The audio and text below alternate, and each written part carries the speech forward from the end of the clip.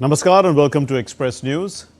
India's President Draupadi Murmu addressed the mass wedding ceremony organized by the Sri Bhageshwar Jan Seva Samiti at Chhatarpur in Madhya Pradesh.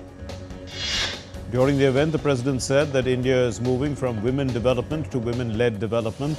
It becomes the duty of all to contribute in making the daughters and sisters strong and capable. India's Vice President Jagdeep Dhankar presided as the chief guest at the first ever joint mega Mahakumbh Yulo celebration in Boisimla Kamle district. The Union Minister Kiran Rijiju participated in the celebrations. During the event, Vice President felicitated Kabak Yano, the first woman from the Nishi community to climb Mount Everest. He also inaugurated the multipurpose indoor hall at Boisimla in Kamle. Addressing the gathering, Vice President remembered his last visit to Arunachal Pradesh on the occasion of its Statehood Day. He mentioned his meeting with various tribes of the region. Prime Minister Narendra Modi today paid tribute to the great revolutionary freedom fighter Veer Savarkar on his death anniversary. In a social media post, the Prime Minister said, "The nation will never forget his invaluable contribution to the freedom movement." India's External Affairs Minister Dr. S. Jaishankar today virtually addressed the Japan-India-Africa Business Forum. The EAM said that India's approach to Africa has always been guided by a deep-rooted commitment to building long-term, mutually beneficial partnerships. The EAM also highlighted that India is Africa's fourth largest trading partner, with bilateral trade reaching nearly $100 billion and growing steadily.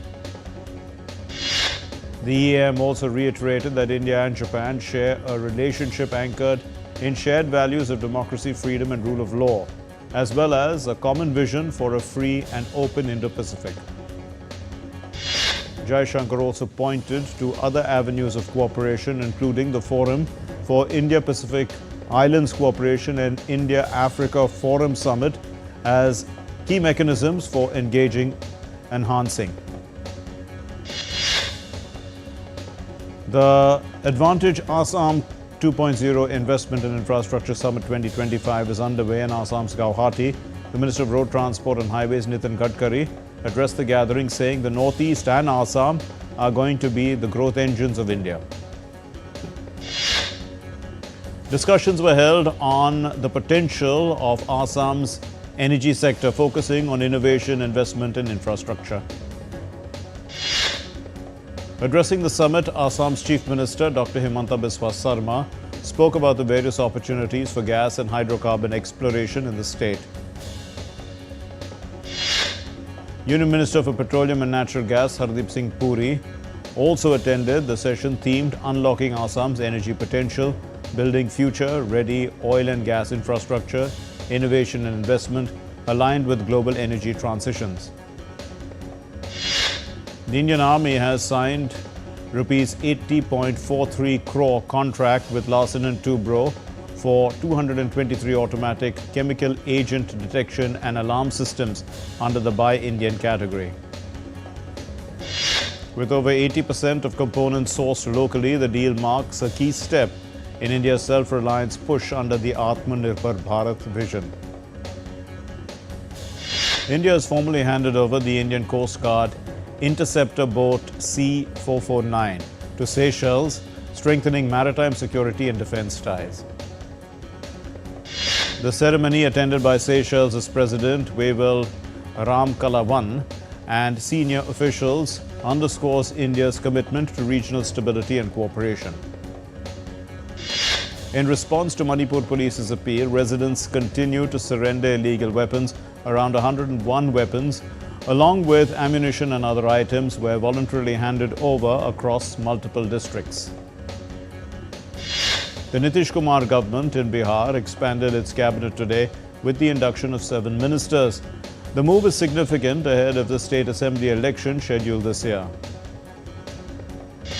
The Indian Railways has operated more than 115 outbound trains from various stations of Prayagraj for the convenience of the Mahakumbh devotees returning home after taking a dip in the Sangam on the occasion of Mahashivaratri. The Ministry of Railways said that around 6 lakh passengers travelled in these trains. Special arrangements have been made to run additional trains after Mahashivaratri Snan, and extra rakes also have been stationed near Prayagraj for use. The spirit of Mahashivaratri, a night of unique planetary alignment, reflects on India's timeless devotion to Lord Shiva, as devotees across states unite in faith and celebration. The spiritual fervour extended to Haridwar, where the Daksheshwar Mahadev temple saw an overwhelming crowd of devotees aligning perfectly with the ongoing Mahakumbh 2025. From Mumbai's Sri Babulnath temple to Bhubaneswar's Lingaraj temple, the wave of devotion spread across the country, and in Hyderabad and Surat, in fact, temple premises echoed with chants of Har Har Mahadev. Sri Lanka's parliament passed the maiden budget of the National People's Power Administration with 155 members of the 225-member assembly voting in favour and 46 against. Global crude oil prices rose marginally on Wednesday, bouncing off 2-month lows that it hit in prior session. Shares of the US electric vehicle pioneer Tesla plunged on Tuesday, leaving its market value below $1 trillion as investors digested disappointing European sales. European shares rose to trade near a record high on Wednesday as the US and Ukraine agree to terms of a critical minerals deal lifted the market sentiment. Now, Hong Kong aims to cut spending by slashing 10,000 civil service jobs in an effort to rein in a rising deficit, and also plans to push AI. The Chief of Army Staff, General Upendra Dwivedi, visited the 3rd Division of the French Army at France's Gortom Fort in Marseille. General Dwivedi, who is on a 4-day visit, it's an official visit to France, was also briefed on the role of the division and the future roadmap of the joint training between India and France. These include the exercises Shakti. The United States and Ukraine have reached a deal providing access to the European countries' rare earth minerals and other natural resources. At the White House, US President Donald Trump has said that Ukrainian counterpart Volodymyr Zelensky wants to come to Washington on Friday to sign a very big deal. Russia has proposed to the Trump administration a potential agreement under which the United States would gain some ownership of rare earth materials. Kremlin said on Wednesday that the United States and Russia are preparing for export-level talks to follow up on the high-level meeting held last week as a call between the heads of both countries. The Russian Foreign Minister Sergei Lavrov said that diplomats from Washington and Moscow will meet in Istanbul on Thursday to discuss the work of their embassies. The French President Emmanuel Macron held a video conference with the European Union leaders on Wednesday to discuss his recent meeting with the US President Donald Trump earlier in the week. The UK Prime Minister Keir Starmer and the French President Emmanuel Macron praised US President Donald Trump for working towards a durable peace in Ukraine. Starmer said on Tuesday he would host a number of world leaders for talks about Ukraine this weekend. US Secretary of State Marco Rubio met with Saudi Defense Minister Prince Khalid bin Salman at the State Department in Washington, D.C. The two leaders discussed the importance of the US-Saudi partnership and ways to jointly promote regional stability. Russian Foreign Minister Sergei Lavrov met with Iranian President Masoud Pezeshkian. This happened on Tuesday while on a visit to Tehran, and during his one-day trip to that country, leaders discussed regional and bilateral topics. Egyptian mediators have brokered a deal to swap Palestinian prisoners for the bodies of 4 Israeli hostages. According to sources, it was confirmed that the agreement is part of the ceasefire deal with Israel. Thousands of Israelis gathered in Rishon LeZion. This is a city in Israel to honor Shiri Bibas and her 2 young sons during their funeral procession on Wednesday. Israel's army radio reported last week that Bibas and the kids were likely killed while in captivity. The Israeli army said it carried out airstrikes targeting military sites containing weapons in southern Syria on Tuesday, days after Prime Minister Benjamin Netanyahu called for demilitarizing the area. Israel's Prime Minister Benjamin Netanyahu appeared at the Tel Aviv District Court on Wednesday in relation to his long-running corruption case. Netanyahu denied all the claims and has pleaded not guilty.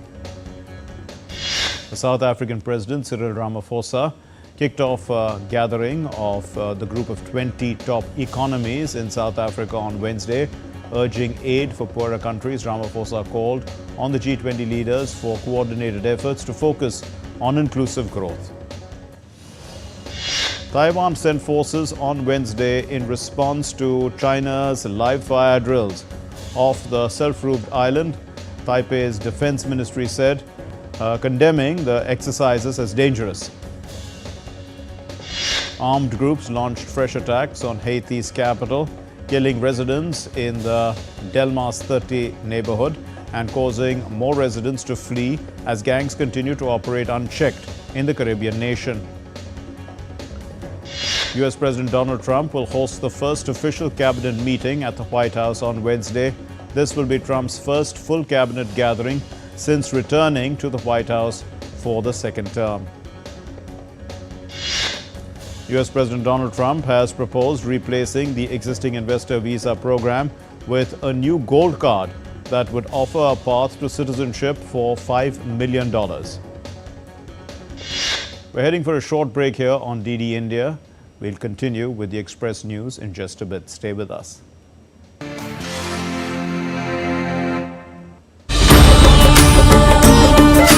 Mahakumbh 2025, where we take you on a journey through the largest spiritual gathering on earth. From the digital Mahakumbh Experience Center to the community kitchens serving millions.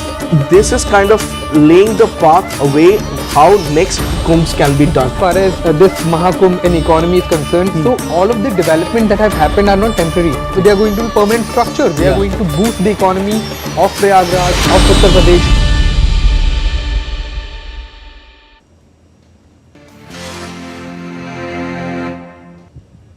Welcome back. You're watching Express News on DD India. A shallow 6.1 magnitude earthquake hit near the Indonesian island of Sulawesi on Wednesday, forcing residents to flee outside, but no damage or casualties were reported. A train derailment in Brazil's Rio de Janeiro state highlighted the risks of high temperatures on rail tracks. To address this issue, a railway company in Sao Paulo is painting tracks white to reflect sunlight and prevent overheating. Though opinions are divided on its effectiveness, tests showed that white paint can actually lower temperatures on the track by at least 6 degrees centigrade. Ecuador has declared a state of emergency in 8 provinces due to severe rainfall. Many people in the Ecuadorian city of Guayaquil navigate flooded streets to receive humanitarian assistance as the downpour has forced numerous individuals to flee their homes. India's Jammu and Kashmir is in the grip of an intense cold wave, with temperatures plunging to minus 15.44 degrees Celsius. India's meteorological department has issued a heavy snowfall warning for several districts including Gulmarg, Sonmarg and Kupwara, affecting travel and daily life. The IMD has forecast rain and snowfall across the northern state of Himachal Pradesh for the next 3 days. The IMD has also issued an orange alert for heavy to very heavy rainfall in 4 districts of Himachal Pradesh. The India Meteorological Department on Tuesday issued a heatwave warning for Dakshina Kannada, Udupi and Uttara Kannada districts in the southern state of Karnataka for the next 3 days. Brazilian researchers are studying a small carnivore vertebrate to understand life on Earth before dinosaurs. According to researchers, the small carnivore lived more than 200 million years ago in the territory that's now South America. Carnival associations in the festive strongholds of Cologne and Mainz. They presented their floats for the upcoming Rose Monday parade on Tuesday. Taking a satirical look at current political events, this year's Rose Monday parade in Mainz will be about 9 kilometers long, cheered by an expected 600,000 people. An exhibition celebrating the life and work of the performance artist Le Bahuri. It's currently scheduled to open at the Tate Modern on Thursday. Now it features costumes designed and handcrafted by the artist, many of which are stitched by his collaborator and widow Nicola Rainbird. Bowery, who moved to London from Australia in 1980, launched a nightclub called Taboo and designed bold and distinctive costumes for performers. Thieves stole a golden toilet from Blenheim Palace in Britain, and the toilet, this was an 18-carat golden artwork titled America by Maurizio Catalan, and it was taken by a group of 5 men. The men drove 2 stolen vehicles through locked gates, broke into the palace and removed the toilet in just 5 minutes. Hong Kong's first homegrown artificial intelligence large language model was officially launched on Tuesday. Hong Kong's first locally developed generative artificial intelligence AI model HKGAI-V1 can recompose songs and even generate an AI singer to perform the piece. Director of Khao Kio Open Zoo in Thailand has defended the facility against accusations by an animal rights organization that the zoo pushed Mu Deng, a pygmy hippo, to stardom to increase income while neglecting her and other animals' welfare. The director of the zoo facility said that they evaluate the welfare of all animals every year, not just Mu Deng, to ensure their well-being. 6 years of history came to an end in the northern French city of Lille as the last of the Mahakumbh nightclubs has closed its doors. Hundreds of fans flocked to the club for one last dance. The Mahakumbh 2025 concluded in Uttar Pradesh's Prayagraj on Wednesday with a whopping footfall of around 65 crore people. Thousands of devotees took the last holy dip in the sacred Triveni Sangam on the occasion of Mahashivaratri. A large number of Oscar nominees descended on the Academy Museum in Los Angeles on Tuesday for an official dinner ahead of the Academy Awards on Sunday.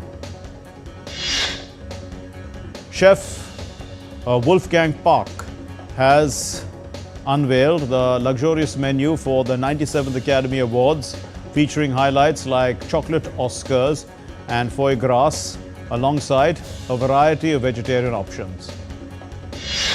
The menu, showcasing Puck's signature blend of high-end ingredients and creative flair, is designed to cater to all guests, adding glamour and sophistication to the star-studded event.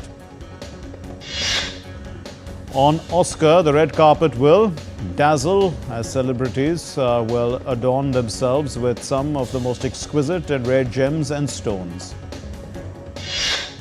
Each year, the De Beers Group, which dates back to 1888, contributes its fair share to the sparkle as one of the main suppliers of diamonds to jewelry companies. Stars Millie Bobby Brown and Chris Pratt joined the directors and cast of the new Netflix sci-fi movie The Electric State on Monday for its world premiere in Los Angeles. More than 1,000 musicians, including Kate Bush and Cat Stevens, released a silent album, Is This What We Want?, to protest changes to Britain's copyright laws. The changes will allow tech firms to train artificial intelligence models using their work. Writer and producer Roberto Orsi, who has been part of movies like Star Trek and Transformers, passed away at his Los Angeles home. He was age 51 on Tuesday. Renowned Indian filmmaker and choreographer Remu D'Souza's upcoming dance drama Be Happy, featuring Abhishek Bachchan, is all set for a digital premiere on March the 14th on Prime Video. Afghanistan posted a massive 325 runs.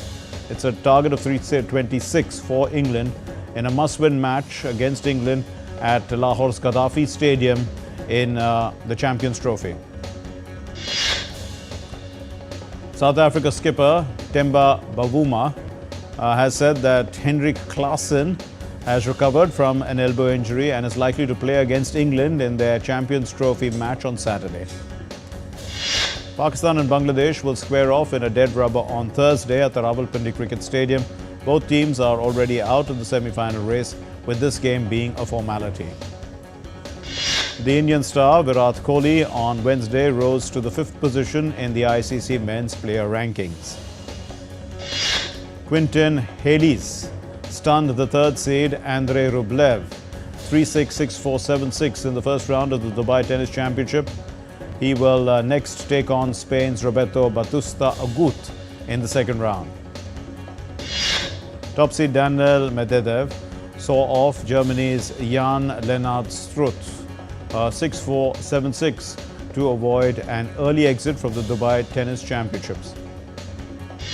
Marin Cilic defeated Alex de Minaur to knock the 2nd seed out of the championship in the first round. Cilic will face Australia's Alexei Popyrin in the second round. Lionel Messi was on target again as Inter Milan surged into the last 16 of the CONCACAF Champions Cup with a 3-1 victory over Sporting Kansas City.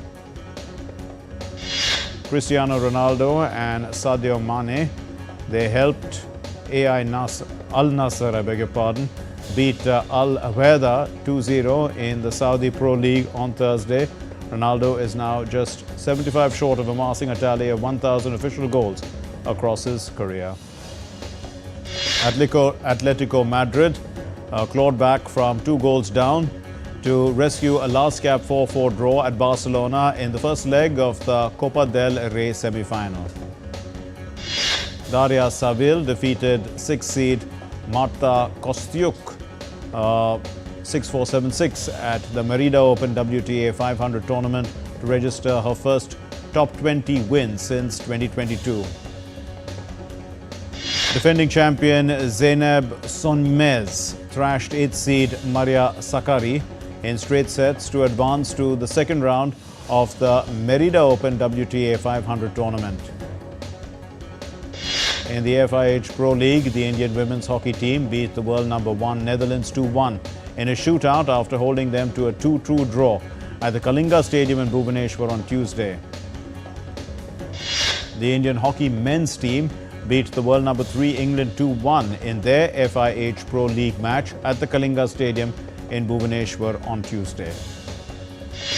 Max Verstappen took Red Bull's new RB21 race car out for a spin for the first time on Tuesday on the Bahrain International Circuit. That's all we have in Express News. Thanks for watching. Namaskar.